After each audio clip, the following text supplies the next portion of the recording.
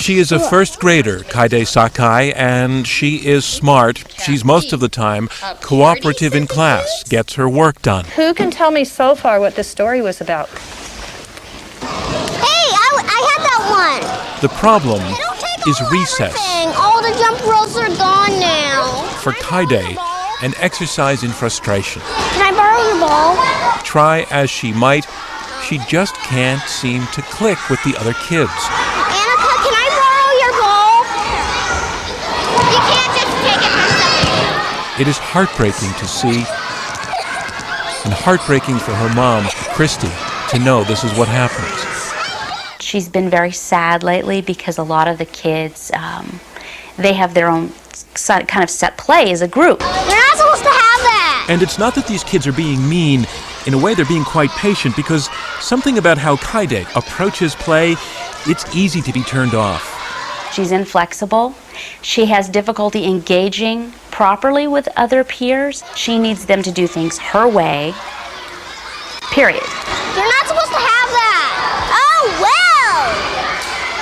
well. And kids aren't able to do that.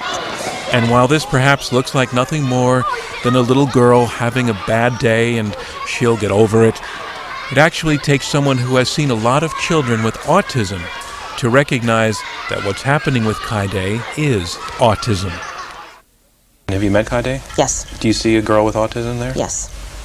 Brenda Miles is one of the lead researchers specializing in the quite narrow field of girls with autism. Why narrow? Almost all of the research is on boys. Why is that? Well, first of all, there are more boys than girls in autism spectrum disorders. But second of all, girls are underdiagnosed. That was, for a while, Kaide's story. Her mom sensed something was wrong when Kaide was very young, but I had a really hard time getting her diagnosed. The early intervention people would not recognize the things that I was seeing, and even though they were identical behaviors as the boys. The boys Christy is talking about are Kaide's older brothers, Tom and Kito. The family lives in a rural part of Oregon, not far from Eugene. It's the kind of place where everybody tends to watch out for everybody else. And in the case of this family, that is important, because in the genetic roulette of autism, they have seen all three of their children touched by it. What's going on? Is it just too much to have The boys people have here? many autistic issues, inability to give and take in conversation. What happened at school today? You had another meltdown in the cafeteria? Check my backpack. There's a note in there. Intolerance of various kinds of stimuli, like certain kinds of clothing. He would pull on the feet of his pajamas and scream till we took them off. But most of all, tantrums.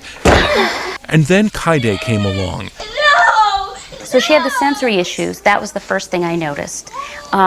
She wasn't having the big meltdowns, though. You have to go to school. Which is what other people were saying, well, she doesn't have what the boys have.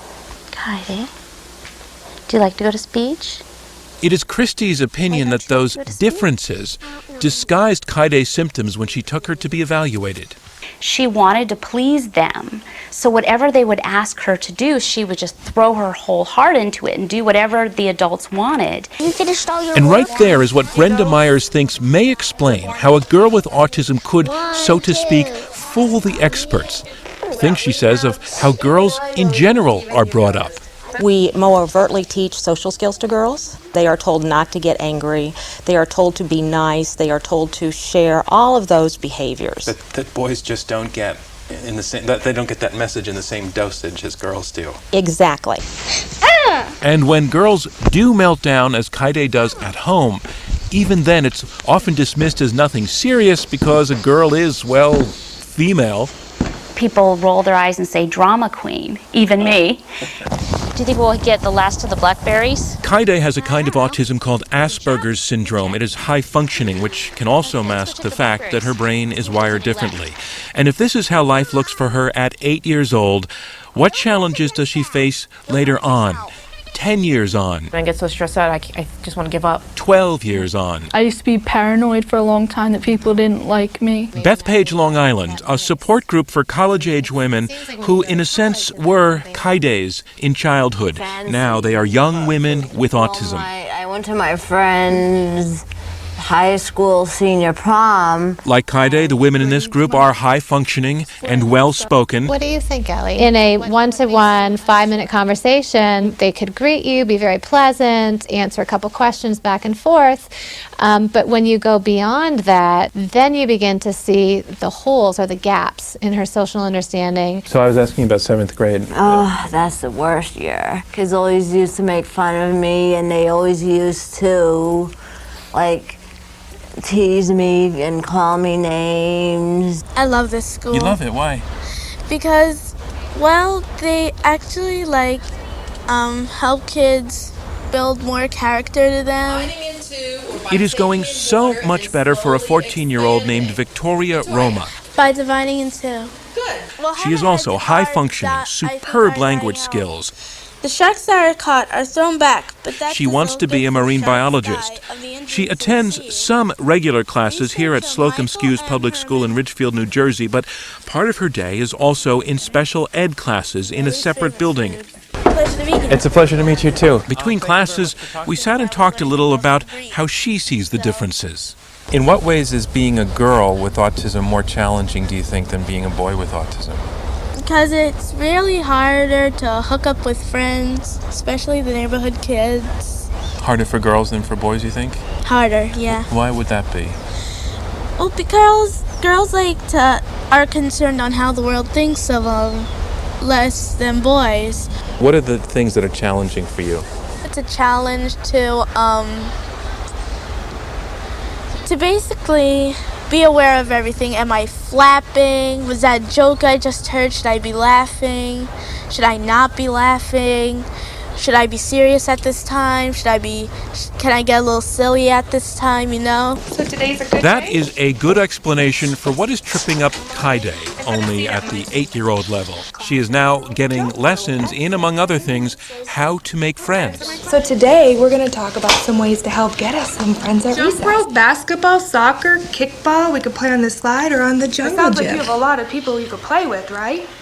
Yeah, but they don't want to play with me. How do you know they don't want to play with you? They just ran away. This is at her public school, which takes her diagnosis seriously. What are some other ways? It says that we can do what? How to ask someone to play. The diagnosis that explains her difficulties, her oddities, her occasional outbursts. Autism, if you can see it. But not everyone does. Here we go. How's lunch?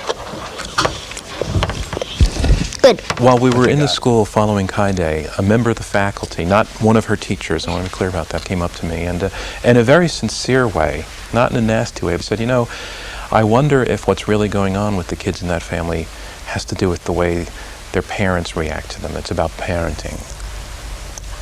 That to me is very heartbreaking. Why? Because that indicates a gross misunderstanding of autism spectrum disorders. And I'm not blaming that individual staff member, but he or she doesn't understand. Of course, autism is something that none of us really understand. Even whether girl autism is different from boy autism is an unanswered question, but it seems worth asking. I'm John Donvan for Nightline in Washington.